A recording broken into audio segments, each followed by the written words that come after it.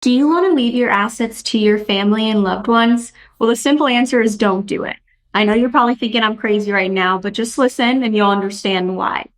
Ultimately, you worked your whole life for these assets, right? So we want to make sure that it's protected and that your family is able to use those assets when you pass. And there are creditors that we need to protect these assets from. There are also predators, which are known as your family. I know you may not think of them as a predator, but they are. Ultimately, your spouse is a predator, right? What if they need to go into long-term care one day and you just left them all your money outright? Well, guess what? That money is going to go to pay for long-term care now. Or what if your spouse gets remarried? That money you worked your whole life for may go to someone you don't want it to go to. And your kids, of course, they're predators, right?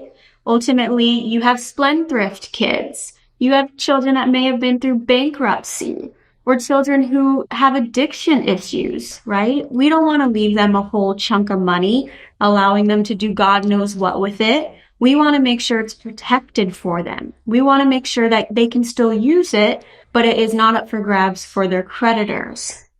Another one is divorce, right? We see divorce happenings all the time. We want to make sure that our kids are protected. We want to make sure that if God forbid they get divorced, that they are able to keep these assets and their spouse doesn't go and take 50% of it.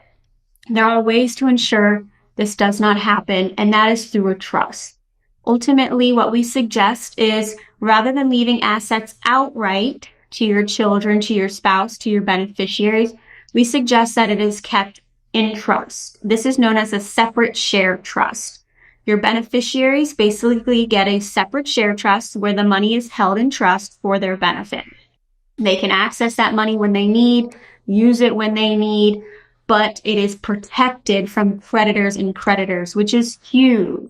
This is to ensure that if they ever get divorced, if they're disabled, if they ever get sued, that money is protected for their life. And they are able to access that and benefit from it, ensuring that no one can come after it.